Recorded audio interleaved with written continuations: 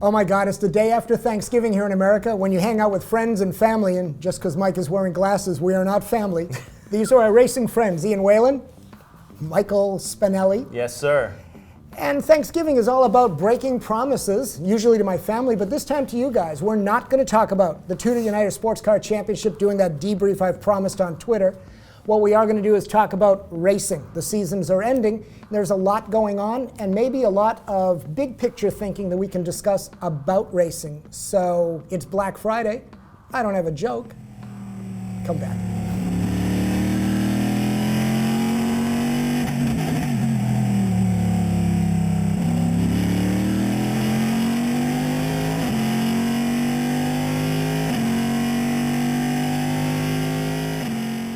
So hungover from eggnog and turkey, let's talk racing.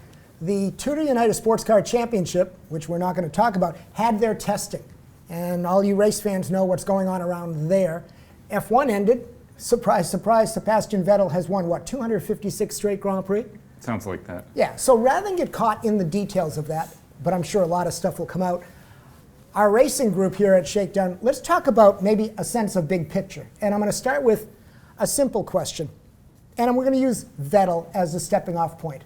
Racing, should it be just the show or more of a sport? And what I'm asking is, should F1 try to stop Vettel, someone from dominating the series and making it boring, as so many people say? Or if you've figured out how to win, you deserve to win? Where do you fall on this question? I think you can't tell someone who's winning that they can't win. I mean, then it's nothing anymore, right? It's not a sport. I get what you're saying. Thank you, Donovan McNabb.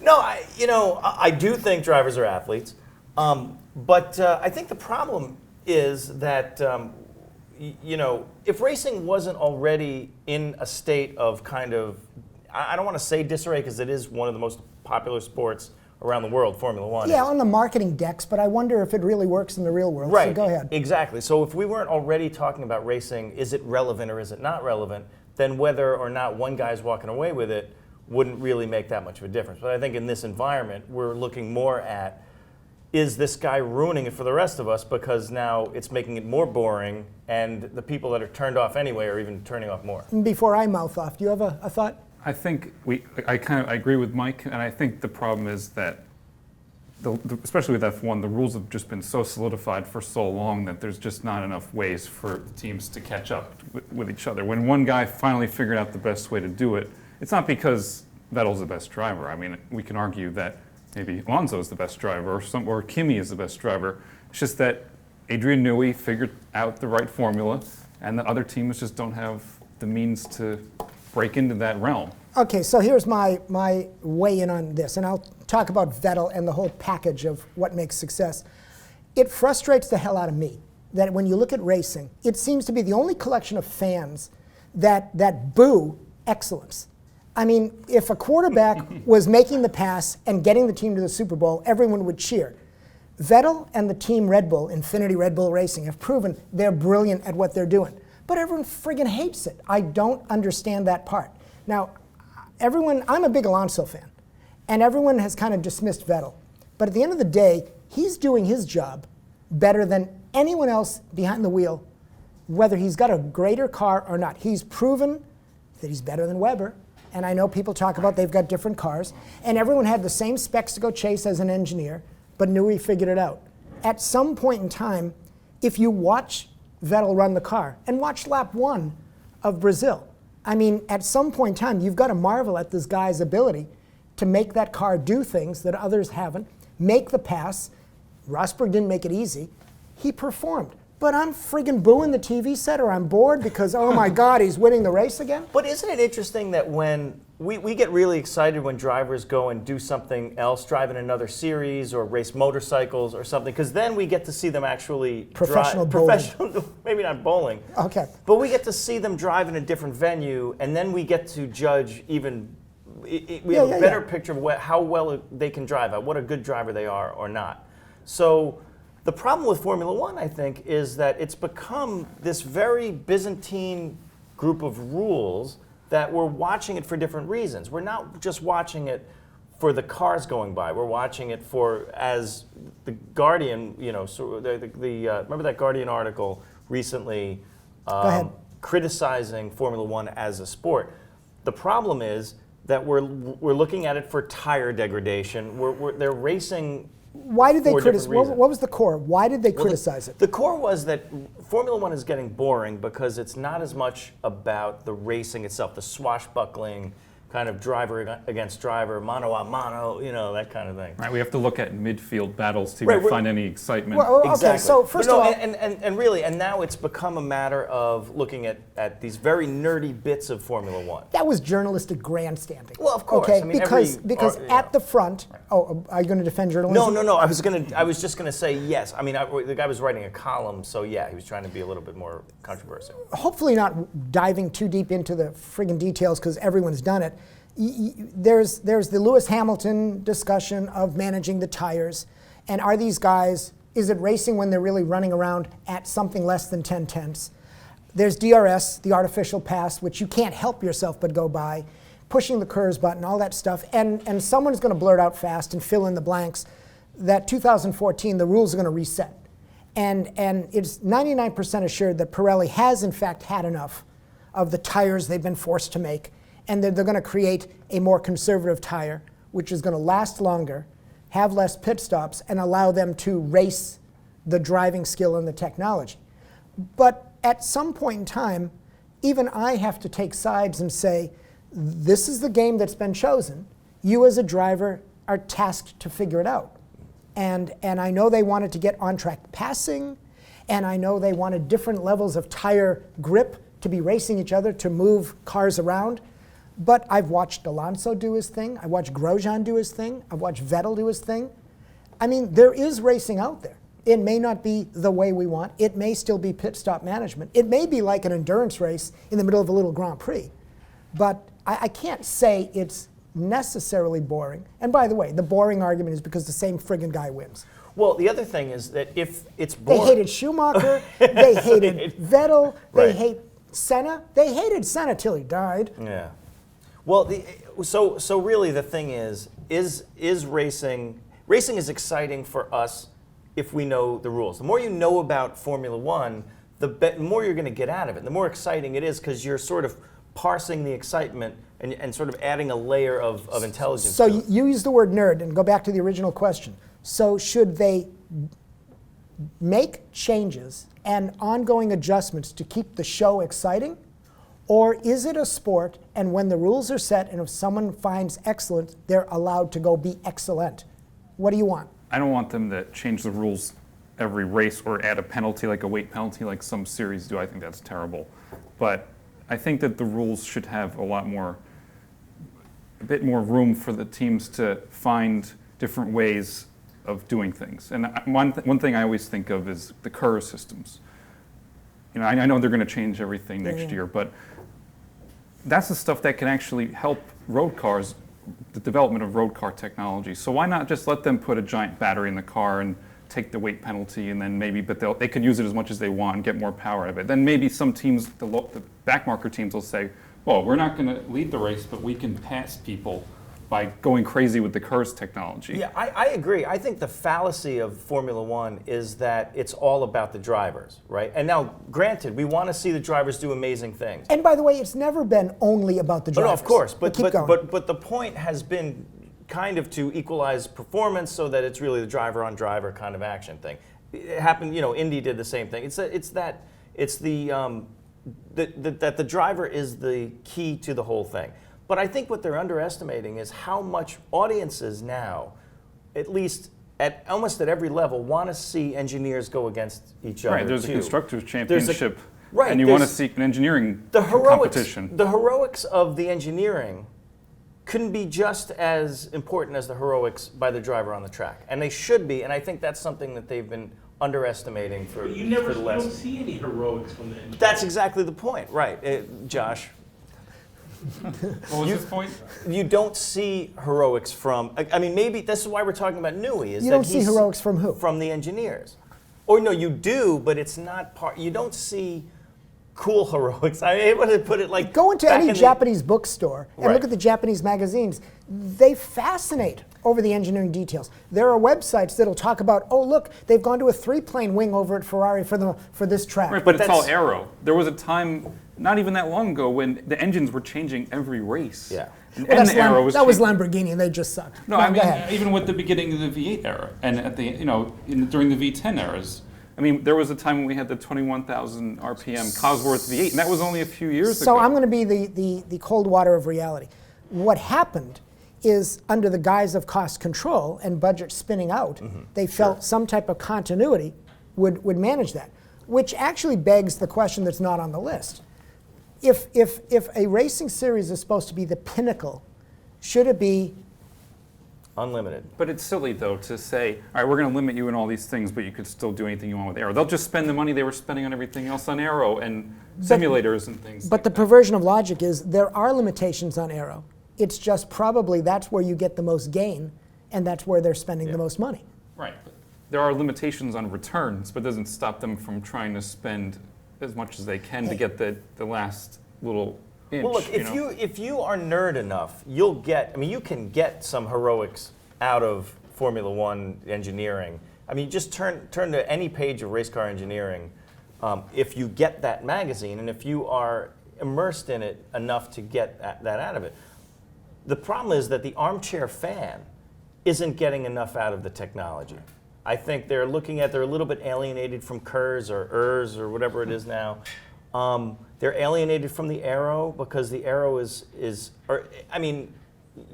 you're a real serious. It's hard to understand serious if fan. you don't It is hard to if you don't understand. follow it blown very closely. diffusers and that kind of stuff. So at the end of the day, let me try this analogy. I don't watch a football game to understand how they built the football. I want to see the ball get thrown and carried down the field. Right, but F1's always had the engineering challenge with the Constructors' Championship. Right. Well, it's as always part been a of the- technology sport. Not, I mean, part of the sport. Football is Right. is an activity. This is what's so unique You about don't F1. think there's technology in football? No, of course. I mean, there's can you throw a spiral and how many yards and can you get it to that guy? I mean, what I'm saying is Formula One is different in the, there is a structural game to it in the same way that maybe, So now. Bicycle racing is maybe Right. another comparable thing. Well, I wanted to be a bike racer, but I couldn't handle the drugs. Okay, point is, let me go to the next question. And it's going to be as simple as complexity versus clarity. So I'm not talking about the TUDOR United Sports Car Championship, nor Le Mans racing, but here's multiple classes, multiple technology, and at the P1 level, and maybe even P2 now with the diesel coming on board from Mazda, there are a number of rules-defined ways that you can create the type of car and power and performance you want. A lot of energy recapture, very little gas, ICE engine, or some permutation. And there are classes everywhere, and it's more about the cars than the drivers. Sorry, Alan McNish.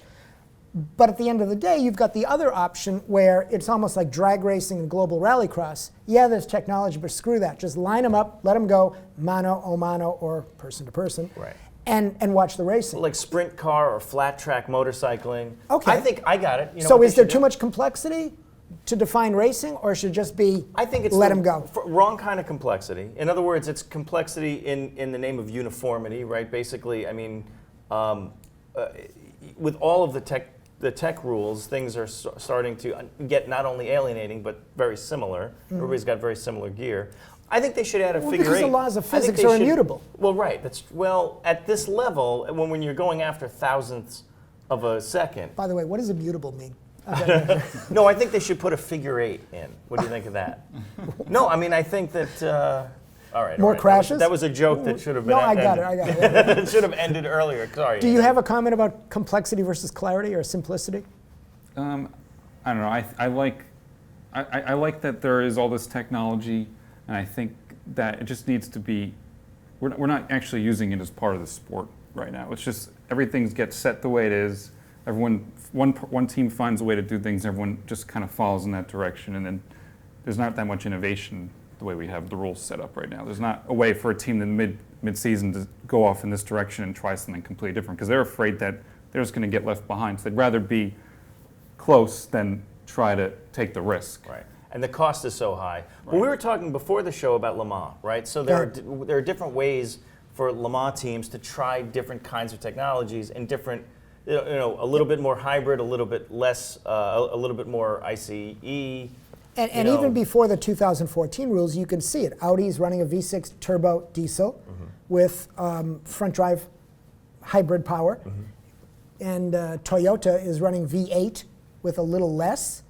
And you've got that yin and yang, and they seem to be battling each other. One's quicker, one's doing something else. I think the P1s are cool. It's just that it's not as cool as an F1 grid of all those cars going up against each other. There's just not enough. If there were more P1 cars, would it be just as cool as F1? I think it might be. I could argue that it's back to those Group C days. You love the Group C days. Well, here's the thing. No, well, Group B, see, this is the thing. If people of a certain age compare every single thing to Group B, right? So that moment when Group B was like, is Audi, is Lancia, are they going to blow up? Was Group B Rally. Rally, yeah. But I mean, and Group C were the prototype cars at Le Mans. Right, exactly. I'm sorry. Yeah, you're right. No, keep going. But we'll get to the rest of the alphabet by right.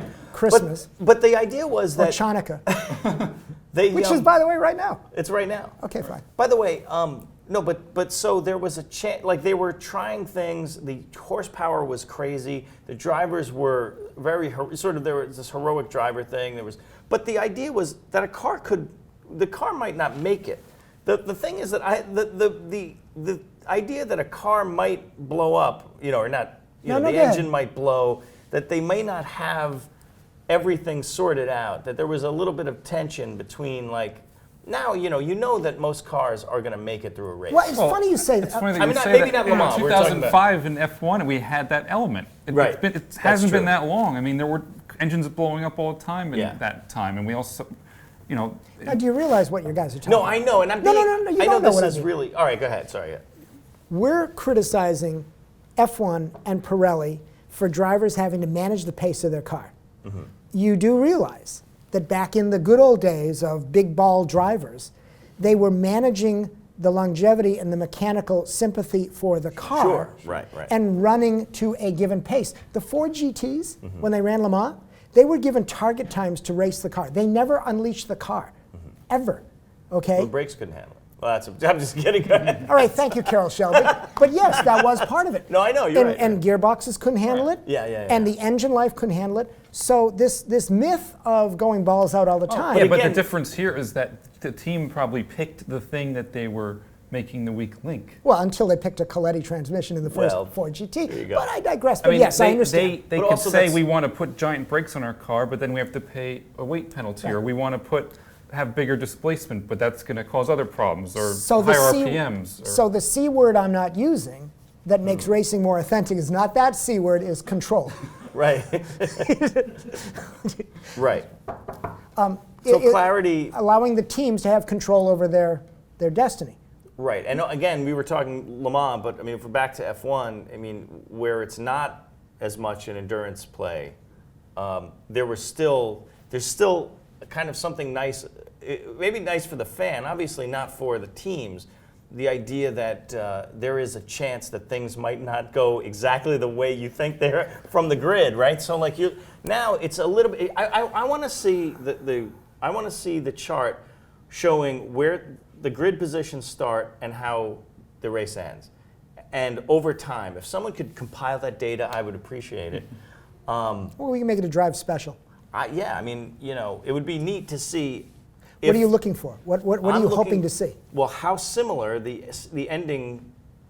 race endings are to the grids, and over time in racing, how the DNFs, the places that stayed the same, the pole sitters that won, the second line that stayed in the second line, or did they come to the front? That kind of stuff. I want to see that data, and that's what a nerd I am. That's why, maybe I'm not the racing fan that we're talking about, because I'd like to see some numbers. So I'm going to play off that with a new question, because on one hand, that comment you just made, I have a gut feel that in racing there's always been this hierarchy, that it's pretty consistent. They're the quick, there's the middle of the pack, and they're the tail end people. Right. And I think that consistency exists. But here comes the question. And I'm going to use the most recent Chris Harris video that he was at that Goodwood thing.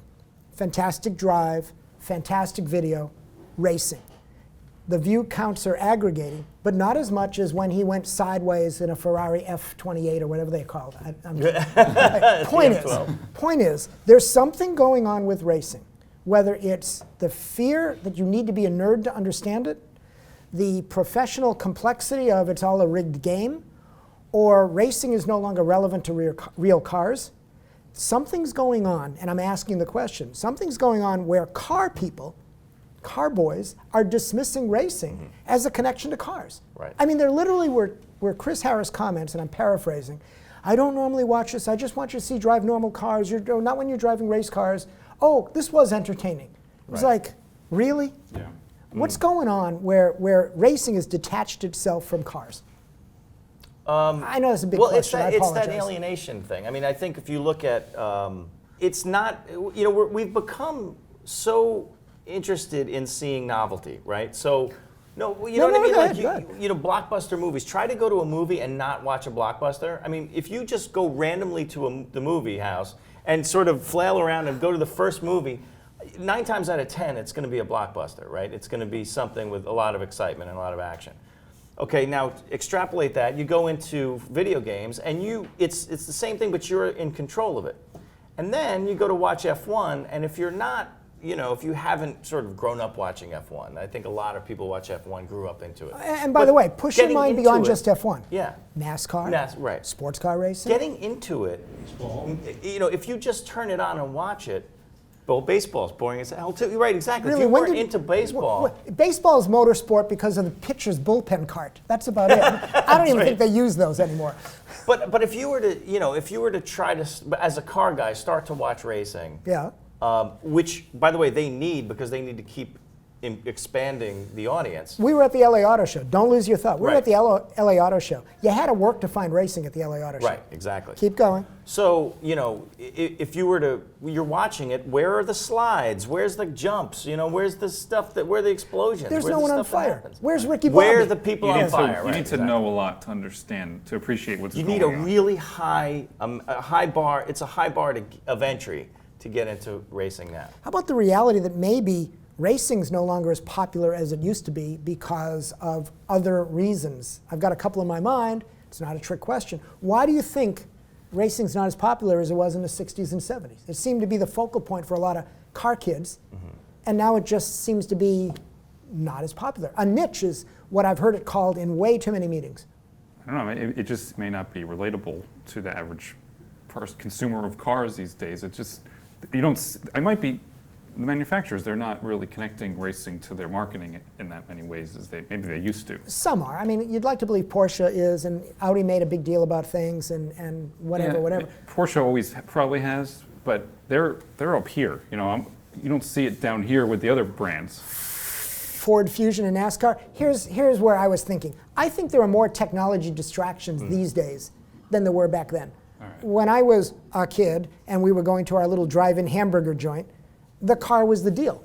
Now I've got handhelds, now I've got whatever's going on. There's a lot of other technology that can, and you talked about Sims. There's a lot of other technology that maybe is distracting from the car. Yeah. Is that what's happened? It might be. I mean, kids don't even care about driving regular cars on the street that much anymore. They care about being connected with their friends electronically. So they're certainly not going to watch racing if they don't even care about driving. I think there is a demographic shift in that. And I know there are a lot of kids that are into cars. I mean, we talk to them every time we go somewhere, right? Every time we show up at a car show or somewhere, and we see the kids, but they're coming to us, and so they're the easy ones to find. But I think in general, cars have become less, and we were talking about novelty, cars have become less novel, right? Cars have become more of an everyday thing. They don't impress us anymore. Like, we're not really impressed by what a car can do. We're impressed by, I don't even know, what the hell are we even impressed by? We're sort of going through a weird period where we're not really impressed by anything. Well, and now, all right, I don't even want to go. No, because we're being cynical New Yorkers, because what I was going to say, so if that's true, then what's going on? Because the Xbox commercial, besides showing the shooting part, shows the McLaren P1, F1, what the hell it's called? P1. It's the driving part. Yeah. of the sim experience. So again, but not a race car. Right. I think the Sims, I think people controlling the action themselves is the key. I mean, I think that watching, like nobody wants to watch someone else drive a car anymore. When they can get behind a sim of some kind, or if you want to call it a sim, you know, GT5 or Forza, and do it themselves. Like, why would you watch something that's less exciting than what you can do in front of your own console? So the challenge should be how to integrate that sim mentality and experience into wanting to watch the real pros do it. I think, unfortunately, yes, that there's got to be As a way. opposed to chase the avatar from 14 bad guys I'm gaming with. Right. Figure out how to miss an apex. Well, you have, exactly. You How'd I have do? to. Yes. There's got to be a way to think that I'm not nearly. I mean, all right, now, I'm generalizing a lot, but if there was a way to get, if you know, I'm driving a sim car, I got to look up to the guy driving. I really want to watch what McNish is doing so that it'll help me be a better sim driver. I mean, maybe that's something that you could. There's a way to incorporate both. And I'm not talking about myself because I'm terrible at the games, but I'm thinking of the audience. Next question. What would you wish for? Since there's a Thanksgiving turkey wishing bony type thing, like this gesture. Yeah, how'd that go? What would you wish for in racing for 2014?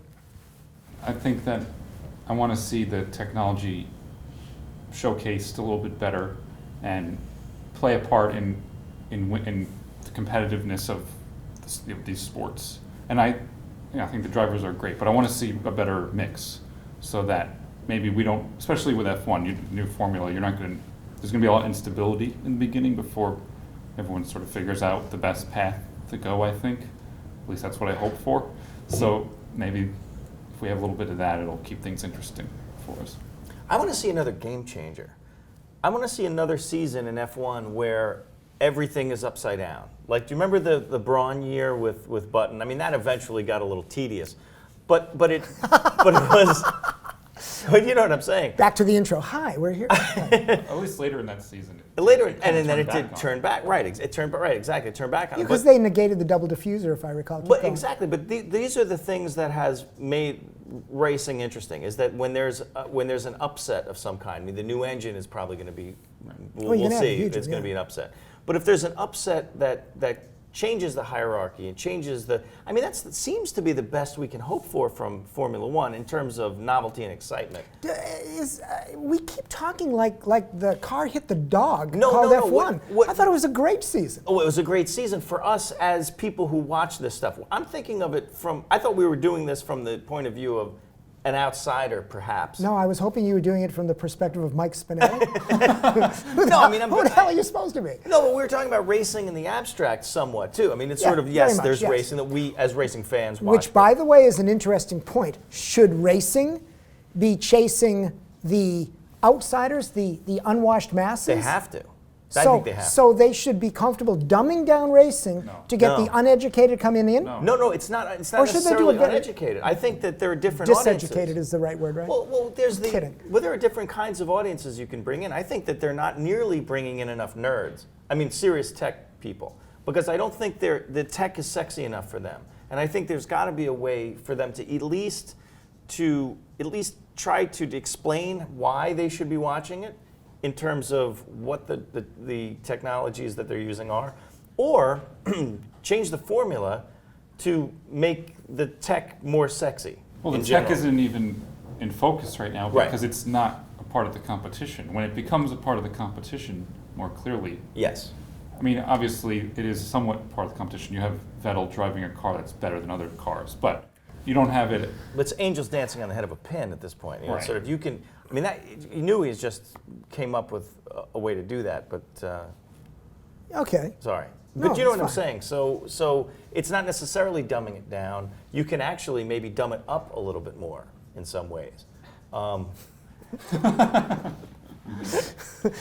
have to check my something for that concept of dumbing it up. Welcome to Drive, where we Thank love you. to Good night. dumb it up. Dumbing it up since so 1998. find more nerds versus find more ex-NASCAR baseball-loving fans to watch a sport. We need them too. So now you need more slides and more action. Okay, good. Bernie's job is up for whatever. You should send your resume in. I'm going to send my resume in. Do you have anything to close this thing? I'm looking forward to seeing Alonso and Kimi at Ferrari next year. It's going to be that's going to be great. Gas fire on a corner, jumps. I'm going back to the figure 8. Maybe Global Rallycross method. Global Rallycross. If you combine Global Rallycross with Formula One, I think you've got something. I think you've got something that Carol Smith did not foresee in the book Tuned to Win, which everybody needs to read. Wow, that's a reference, and do check that book out. Honestly, well, yeah. Sorry, go ahead. You were saying. No, I wasn't. You were just continuing, but that's okay. No, because I bring that up sort of because it's the beginnings of Formula One nerdism. If you haven't, like, Formula One nerds have all read Tuned to Win, and basically the thesis is that given 3 identically good cars, it's the tuned one, the well-tuned one. It's the difference between first place and third place. So I'm agreeing with you. I actually used the book when I used to do this. exactly. So, but it's in the details of Matter it. of fact, he was one of my Atlantic engineers one year. Really? Wow. Yeah. Yeah. I mean, I had no idea. I'm Left out of frustration. Not me, him. Okay, go ahead. Anyway, so before we go too into the weeds with this, Oh, we're there. We're Trust there. me, we're there. We're there. Okay, happy Thanksgiving. Is it Christmas already? Yeah. yeah. Thank you. What do you guys think? I mean, seriously, the 3 questions. Show or sport, complexity or clarity, simplicity, and what do you wish for in 2014 from Motorsport? I like the Kimi thing. I want to see more manufacturers actually get involved and bite the bullet. You walked around the auto show and you looked at that Jaguar F-Type. I know I pronounced it wrong, who gives a shit? The Nismo, whatever it is, Nissan GTR, those cars need to be racing sports car racing. And Ford, who's embraced the NASCAR plan to put an EcoBoost in a Daytona prototype, race the Mustang. Talk to you later.